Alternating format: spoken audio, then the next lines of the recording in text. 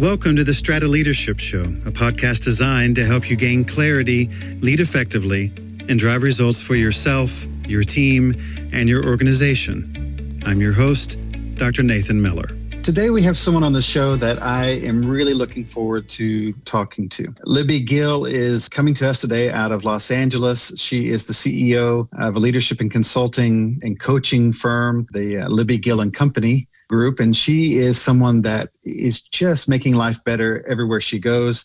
Award-winning author, former Dallas Morning News columnist, head of communications for the television divisions of Sony, Universal, and Turner Broadcasting. She also serves as the vice chair of the board of directors at the D.D. Hirsch Mental Health Services, which I'm hoping I got even close to right. And if not, she can help me with that. But it is a great honor to have Libby Gill with us today. And I guarantee you, this is going to be a conversation worth listening to. Libby, welcome to the show. Thank you. I'm so happy to be here. So you are coming to us today out of Los Angeles, and Los Angeles and California have really been challenged by COVID. You just have so many people there. How are things? It's a little scary out there, and I feel quite fortunate because I'm in a part of the city where we've got room and space and things are comfortable, but there are a lot of people who are suffering, and it's really difficult for people who need to ride the bus and work the front lines, and my heart goes out to them. Well, thank you for taking the time to spend with us today. This show is really about having an opportunity for people to listen in on a conversation about people's lives. And so when I look at your resume, you've been able to be a part of some really amazing things. You've been able to create things that didn't exist. You've been able to improve things that were already in play. Looking at your life and thinking about the people who've been a part of your life, tell me about someone who helped make an impact on you as a leader. That is such a tough question. I have been asked this before, and sometimes I think it's the opposite. It's the people I didn't have access to. I felt like when I was starting out in my career in corporate entertainment, which is a business, of course, just like anything else, even though it deals with films and television, there weren't a lot of role models. I certainly was not the first wave of women through the door, but I was in that sort of second group. And I had a real hard time. And I think part of it was my own sort of fear of revealing and what I didn't know and how new and green I was, that I didn't reach out for them. But I think by observation, by watching people in action and being part of those leadership teams, that I saw what good mentors and good leadership looked like. And I think I learned as much by observation as by direct mentoring. I know that the sample size of people I get to talk to is skewed by the number that are already leaders, but your answer mirrors what I've heard from some of the most incredible leaders. And they'll say that. They'll say, I did not have what I wished I had access to, so I became more of an observer. I've heard that, which I find just fascinating. And then secondly, I've run into a lot of leaders who said what I had was so bad that I thought, well, what's the exact opposite of this? And maybe I can do it that way. I'll agree with that too. Yeah. So when you think about that and you started to observe and you saw that, that's somewhat of an unusual thing to be able to look around and see the gap between where you are and where you want to be. Were you always that way? Were you always the kind of person that would find your own way? Yeah, I got rocked around a lot in childhood and my adolescence, a very unhappy family with a lot of tragedies related to alcoholism and mental illness and suicide in my family, and learned at a pretty young age to take care of myself and keep my head down and work really hard. And that worked in the early part of my career. Not so much later on when I wanted to be a little bit more out front. And one thing, when I had some of those leaders, entertainment, it's really easy to find people with the big egos and the eccentricities and all of that. They were everywhere. And I didn't want to be one of those. And I had a woman who ostensibly could have been a role model for me say to me early on, "You're too nice for the business." And of course, in Hollywood, the business, it's the only business there is entertainment. And certainly that was not a compliment. Mm-hmm. And I thought, I'm not going to do business that way. When I'm at your level, I'm going to be a human being. And I made that decision very early on.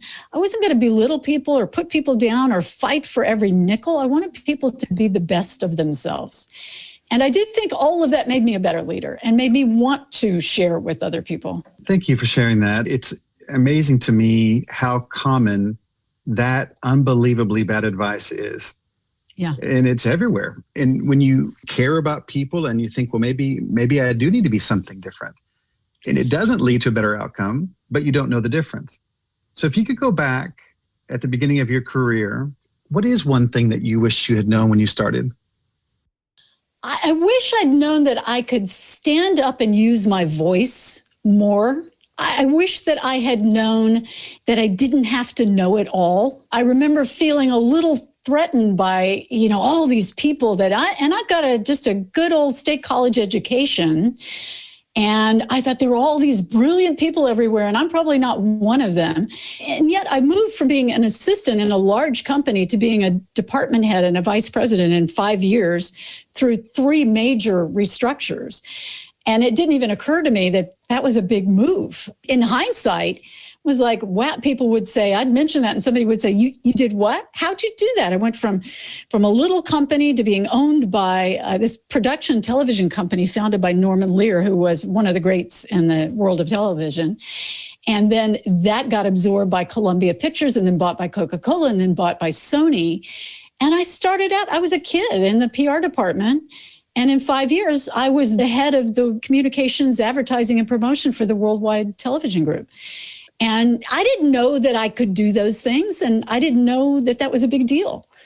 If I had met you at that time, here you are starting off, you're in PR, you're trying to figure out which way's up. And I said to you, let me tell you what's going to happen in your career. You're going to see these types of things happen. And then not only are you going to be successful in that executive type of role, then you're going to be a person who is very in demand as a speaker at incredible events, that you're going to be directly engaged in helping leaders think through where they are and where they want to be. If I had painted the picture, would I be in alignment with what you thought, or would you have thought I landed from another planet? Oh, another planet, for sure. It would never have occurred to me. I always knew I was smart.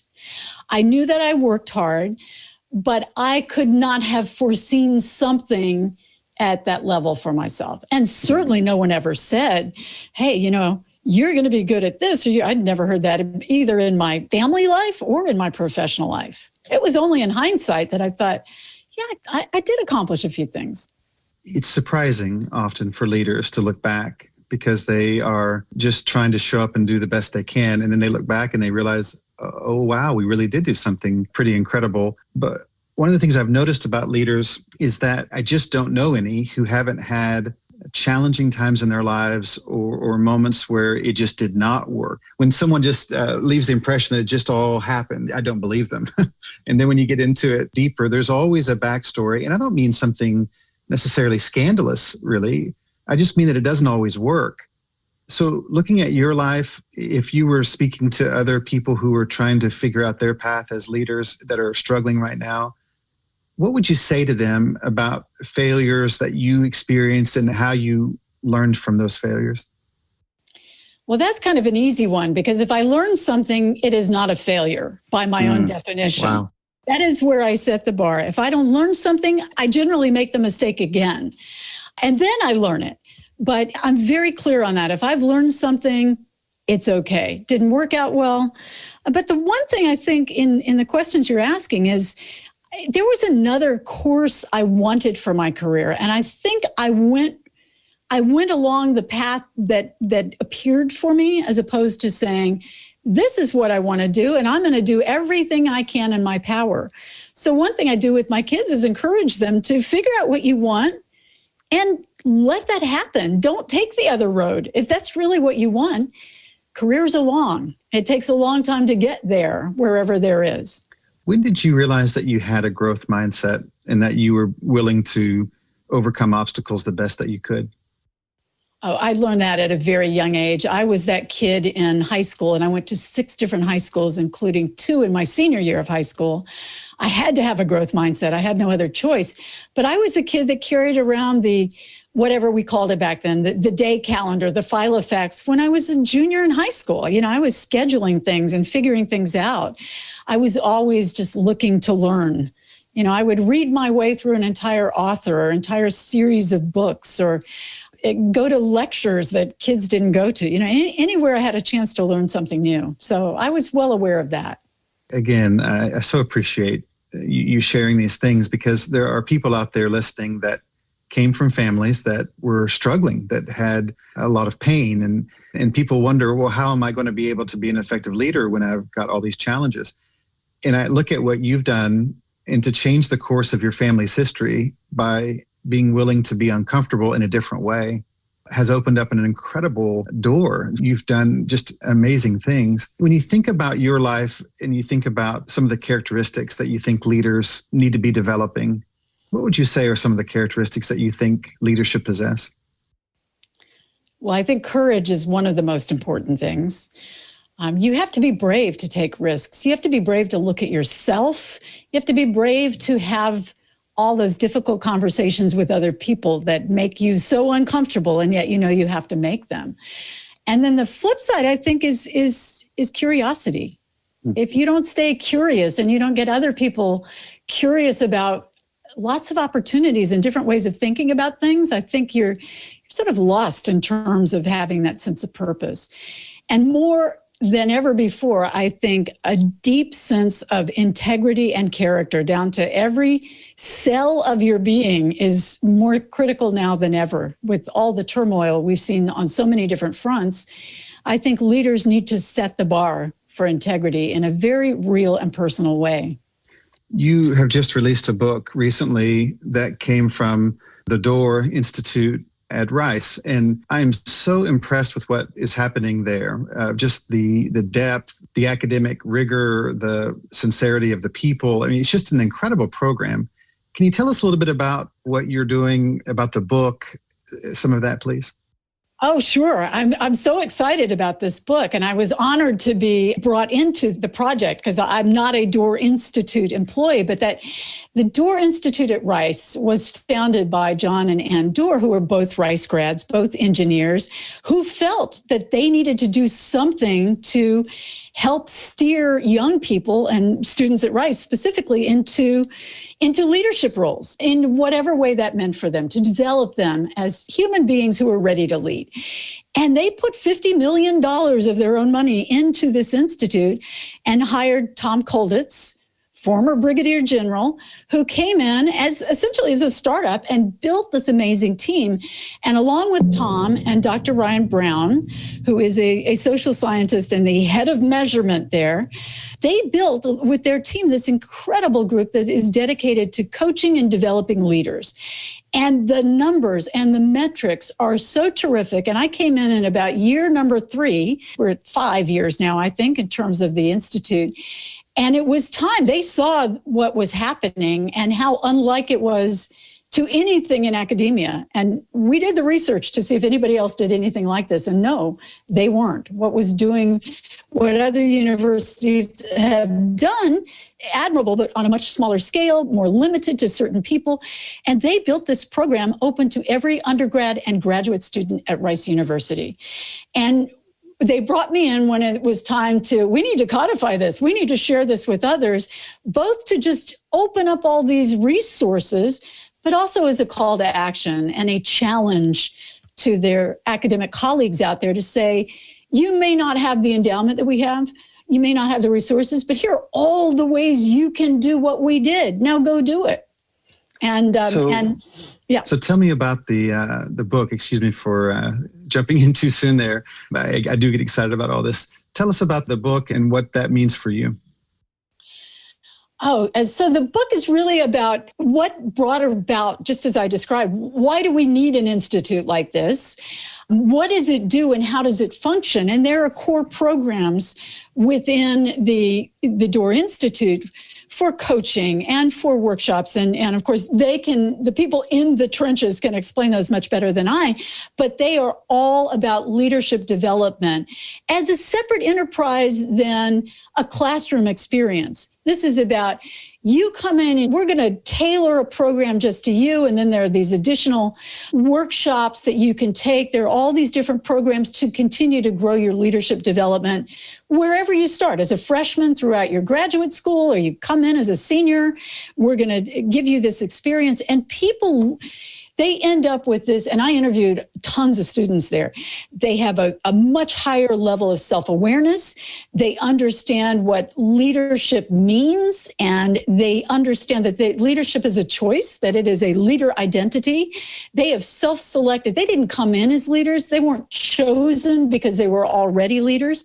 They signed up and said, I want to be a better leader, and they left as better leaders. And now that there's some data with people that have graduated and gone on, there's some good data that shows that, in fact, they took those leadership skills and competencies with them into the workplace. Well, thank you for the work that you're doing. It's my understanding that this is a completely voluntary program for the undergrad students. And these are students who are very high achievers, who are attending a school that is renowned for being very, very challenging. Mm-hmm. And now 40% of the undergrad students are participating in coaching because of the value that it brings to their lives. Absolutely. So, the word has spread. Among the students and the DOOR participants themselves are really seeing what a great program it is, how much it impacts their day-to-day life as students. They get much better control of their emotions and managing relationships and structuring time. You know, some are sort of the emotional, social components, and some are the rigors of a very, as you said, a high-level challenging school. And so it's such a rewarding experience for me, particularly to have heard from those students about how it's changed their lives. Well, congratulations on the book, and congratulations on really making history, because what you're outlining is something that is meant to be something that other places can use. And I love that. So many centers and institutes really do mean well, and they'll say, we want to be the bridge between academia and business, or academia and industry and things like that. And they really want to do that. But the DOOR Institute is actually doing that. And I would just recommend the book and recommend the people in place. I've known Dr. Brown for a number of years before he went to Rice, and he has always been one of those people that you can just trust. He cares deeply. He is very serious about his craft, and he's also the kind of person you can talk to. And that's a rare combination of things, you know? Yes, he can make measurement and statistics make sense, even to me. So I appreciate that. It's pretty remarkable seeing what they have done. And now you can also, through the program, become a professional coach. So there are young adults. I mean, these are kids in their early 20s who can become coaches themselves. I mean, imagine that. If I'd had that when I was a student, that would have been such a benefit. So speaking of coaching, people know that Libby Gill is one of the great executive coaches, and that may not have been something that you thought would be a part of your resume someday, but you're recognized for what you bring to the table. What is it that you love about coaching? It was actually what I loved about the corporate world. It was seeing people develop and grow. And when I was in my corporate days, doing the kind of work I did was labor intensive and time intensive. And I always had one of the biggest, youngest, greenest staffs at whatever studio I was working at. And it was an absolute joy to help people grow to a position of leadership, to turn them into senior level leaders in the course of working together. And when I decided it's time to move on, that was exactly what I wanted to do. I didn't know how it would come about, and that's what I do today. I work with many senior leaders, but now also with some emerging leaders senior leaders learning how to grow their leadership, how to grow that bench strength and that leadership development internally. And that's a really great opportunity to help leaders teach others to lead. So through these discussions that you have with really a pretty broad spectrum now of leaders, interviewing the students from Rice after they've gone through their program, or these emerging leaders who are dealing with that identity shift that comes from going from being the doer to the orchestrator of the doing, which is always a challenging time. And then you've got these other things that are happening. If you were looking at just leadership overall, and you're thinking about the challenges that are facing leaders today, what would be one or two things that you would say that are at that core, biggest challenges that leaders are facing today, if you had to identify it? Well, one of the biggest challenges, I think, is brought about by COVID in these times is the uncertainty. And it's a depth and this sort of longevity of uncertainty that most of us have never been exposed to before. So it's very difficult. Although we've always had those kinds of challenges and changes within organizations. So it's nothing new. And part of what I do as a speaker is remind people, you've gone through business challenges and personal challenges before. You've got to find that inner strength, the kind of wherewithal to reframe this in some way so that you can navigate through it. The biggest challenge I see that leaders are facing today, and this is nothing new, is uncertainty. With all of the complications of the COVID world that we're living in, it's really heightened our vulnerability, burnout for so many people, and just our ability to navigate change. That, and the other part for me, and this is sort of the core of a lot of the work that I do, is the communication. It's been difficult for people to really figure out how to communicate, and I believe it should be over-communicate in a virtual world. But we're getting the hang of that. And one of the upsides of this whole experience, I think, is people are beginning to see that empathy has a place in leadership. And I think that is so critical. It was critical before, but I'm not sure everybody saw it. And now they understand how important it is to be an empathetic leader. I appreciate the insights on that. It was interesting watching during the pandemic and during just the layers of challenges that came at that time, because there was an awareness that was growing that you can't manage your way out of a crisis. You really do have to lead your way out of a crisis. And a lot of people who had been in leadership roles who were really relying more on management skills had to strengthen those leadership skills. They had to grow into it. And to your point, I think that people came out of the pandemic with a deeper appreciation for humans, that we really were in this together. And I appreciate your insight on that. That's really incredible. Well, you're looking at people in their living rooms. I have a client who likes to do our coaching calls from his walk-in closet because it's the quietest place in his house. I mean, we're seeing the constraints people have, kids and dogs and all these things that are happening. And those are things people have always had to juggle. But now we're seeing them firsthand. No, I so appreciate your insight on that. So if you were having a conversation with someone who's listening in right now, who is at the beginning of their leadership journey, and interestingly enough, that could really be, it's less age related than you might think, because the leadership journey can begin at any point in many ways. But if you were giving advice to someone going into that role of leader really for the first time, what would you want them to know? What advice would you give them? I would tell them to go deep inside, figure out what they want, and then trust their gut. Try to filter out some of the other things that people are telling you you need to be, or you should do, and really listen. And I know that probably sounds like a cliche, but it's so difficult to filter out the noise and get in touch with what you think is the best and highest use of your own talent. That imposter syndrome that so many people wrestle with is such a well-worded concept, the imposter syndrome, because every leader feels that at some level. And to dig deep, because if you listen to what she said, she didn't just say, trust yourself. She said, dig deep and trust that. And that to me is a different kind of advice and wisdom. So one of the questions that comes up a lot is, what are some of the resources that you've found helpful in your leadership journey? And it's interesting because there are the ones sometimes that we're supposed to think, there are the things we're supposed to say, and then there are things that actually work. On your list of what has actually been helpful, what would you say are some of the resources that you would recommend to people trying to become better leaders or more insightful leaders? Well, I've got a bookshelf behind me of things that I count among that. In fact, I keep a leadership book list for my clients. But one that really got me in, and I can't ever shake it, is a book called Change or Die. A journalist wrote this book based on people that are truly given diagnoses of, if you don't change your health habits, you're going to die in 2 years. And with those sorts of diagnoses, less than 10 people change their habits. And these are personal habits like drinking or smoking or whatever, things that we have within our control.